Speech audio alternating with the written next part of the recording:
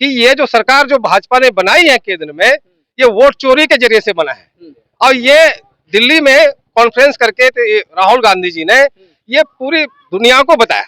तो ये तो अब कहीं छिपा हुआ बात है नहीं। और दूसरी बात, ये जो चीज जो सिस्टम जो लागू जो भाजपा ने किया था, उसको आगे बढ़ाने के लिए इसने SIR लागू कर दिया। राहुल गांधी और तेजस्वी यादव का मतदाता अधिकार यात्रा जो सासाराम से निकलकर अब सीमांचल में पहुंच चुकी है, यानी कटिहार जिले में एंट्री हो चुका है। और हमारे साथ तमाम इंडिया गठबंधन और राजद के कार्यकर्ता हैं, इनसे बातचीत करेंगे। सगीर साहब है, क्या कहेंगे? राहुल गांधी और तेजस्वी यादव की यात्रा आप लोग के इलाके में पहुंची है, क्या लग रहा है? जो आरोप लगाया जा रहा है कि चुनाव आयोग पर कि वोट चोरी करके सत्ता बनाई गई, इसके बारे में आप क्या सोचते हैं? देखिए, ये तो स्पष्ट है। आप पीछे जो आप महाराष्ट्र देख लीजिए, गुजरात देख लीजिए, हरियाणा देख लीजिए, यहाँ तो सबूत मिल चुका है। और लगातार राहुल गांधी जी इस विषय पर, इस वोट चोरी को लेकर अपनी टीम के द्वारा रिसर्च करवाया गया, जांच पड़ताल कराया गया। और जांच पड़ताल में स्पष्ट रूप से आ गया कि ये जो सरकार जो भाजपा ने बनाई है केंद्र में, ये वोट चोरी के जरिए से बना है। और ये दिल्ली में कॉन्फ्रेंस करके राहुल गांधी जी ने ये पूरी दुनिया को बताया। तो ये तो अब कहीं छिपा हुआ बात है नहीं। और दूसरी बात, ये जो चीज जो सिस्टम जो लागू जो भाजपा ने किया था, उसको आगे बढ़ाने के लिए इसने SIR लागू कर दिया कि भाई हमारा जो वोट नहीं है उसको हम काट दें और उसी से हम आसानी से बिहार में सरकार बना ले। लेकिन अब जो जनता है, जनता भी जाग चुकी है और जनता का प्रतिनिधित्व करने वाले जो लीडर है वो भी जाग चुके हैं, उनकी चोरी को पकड़ लिया है। इसलिए आज आप देख रहे हैं कि लाखों की भीड़ राहुल गांधी और तेजस्वी जी के पीछे में, साथ में कंधे से कंधे मिलाकर चल रहा है। और अब तमाम ये जो लोग देख रहे हैं, वो इसी चीज को बताने के लिए रोड पे खड़ा है कि जो भाजपा सरकार जो तरीका अपना रहा है वो अनैतिक है, गैर कानूनी है और इसको हम लोग आगे होने नहीं देंगे।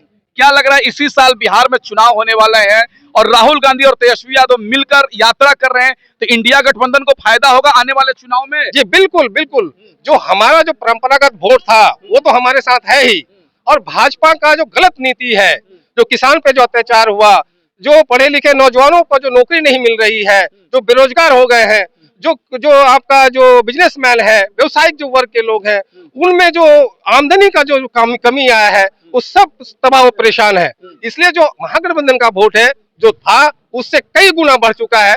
और इसका आपको रिजल्ट, इसका नतीजा आपको बिहार में आने वाले चुनाव, विधानसभा चुनाव में आपको दिखाई पड़ेगा। क्या लग रहा है, कटिहार जिले का क्या माहौल दिख रहा है? इस बार इंडिया गठबंधन की हवा चल रही है कि कटिहार सीमांचल के इलाकों में? जी बिल्कुल बिल्कुल। सीमांचल तो महागठबंधन का गढ़ रहा ही है और इस बार जो चुनाव होगा इसमें स्पष्ट बहुमत सीमांचल की जनता महागठबंधन को देगी।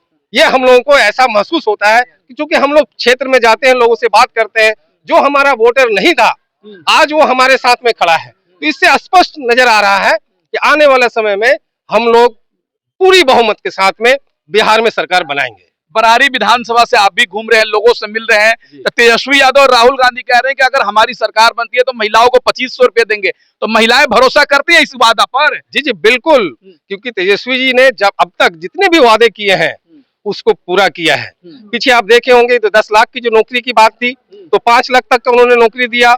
सरकार जो है नहीं चल पाई, तो हम लोगों का प्लान यही रहता है, मंसूबा यही रहता है कि जो हमारा जो जनता है, जो हमारा लोग है, वो कैसे उसको रोजगार हो उसके हाथों में, वो उसको सुरक्षा कैसे मिले। तो इस पर लगातार तेजस्वी यादव और महागठबंधन के नेताओं मिल के कर रहे हैं। और निश्चित तौर पर आप अगर किसी भी महिला से बिहार के अगर आप पूछेंगे तो आपको सकारात्मक जवाब मिलेगा कि अगर तेजस्वी है तो मुमकिन है। ओवैसी साहब भी चुनाव लड़ रहे हैं सीमांचल में, तो नहीं लग रहा है कि मुस्लिम वोटों का बिखराव होगा, भाजपा कामयाब हो जाएगी? नहीं नहीं, ये जो ओवैसी साहब का जो आप जो बोल रहे हैं, तो जो सीमांचल की जो जनता है और एक विशेष वर्ग की बात आप कर रहे हैं, तो ये भी चाहता है कि सरकार महागठबंधन की बने, क्योंकि महागठबंधन ही ऐसी ताकत है बिहार में जो पूर्ण रूपेण सरकार बना सकती है। और सरकार अगर बनेगी तो ही हमारे जो लोग हैं सीमांचल के, ये इनको फायदा मिलेगा। तो इसलिए निश्चित तौर पर जो चीजें जो विचारधारा की है वो लोग समझ चुके हैं और आने वाले समय में ओबीसी कोई बड़ा फैक्टर नहीं रहेगा, कोई बड़ी बात नहीं रहेगी। लोग एकजुट होके महागठबंधन को वोट करेगा। और ये चीज आप अपने से भी लोगों से पूछ सकते हैं, वो स्पष्ट चीजें आ जाएगी। क्योंकि आप भी बहुत लंबे समय से घूम रहे हैं सीमांचल में, तो आप भी इस चीजों को आप भी टटोल रहे हैं कि क्या लोगों का सोच है अभी, तो ये हम लोग को जहां तक समझ में आता है कि अब स्पष्ट रूप से ओबीसी कोई फैक्टर नहीं रहा। पिछले विधानसभा में गलती से कुछ सीटें उनको मिल गई थी, लेकिन इस बार ऐसा संभव नहीं है। क्या लग रहा है, परिवर्तन का माहौल दिख रहा है? लोग चाह रहे हैं कि नई सरकार बने, तेजस्वी एक नई युवा सरकार बने। जी जी बिल्कुल, युवा हमारे नेता है, युवा सोच है, नई सोच है, और नई सोच के साथ लोग चलना चाहता है ताकि बिहार के लोगों को सारी सुख सुविधा मिल सके, नई चीजों को वो धरातल में उतार सके, इसलिए उनको जरूर मौका देगा। चलिए, बहुत शुक्रिया बातचीत करने के लिए। अभी हम कटिहार जिले में हैं, जहां पर तमाम राष्ट्रीय जनता दल और तमाम पार्टी के कार्यकर्ता राहुल गांधी और तेजस्वी यादव के स्वागत में खड़े हैं, और थोड़ी देर में ही तेजस्वी यादव और राहुल गांधी की यात्रा जो है, मतदाता अधिकार यात्रा, थोड़ी देर में ही यहाँ से पहुंचकर कटिहार जिले होते हुए पूर्णिया जिले पहुंचने वाली है। तो इन तमाम मुद्दों पर बातचीत की है। इस वीडियो के बारे में आपकी राय क्या है, कमेंट करके बताएं, और हमारे चैनल से नहीं जुड़े तो सब्सक्राइब करके जुड़ जाए। धन्यवाद।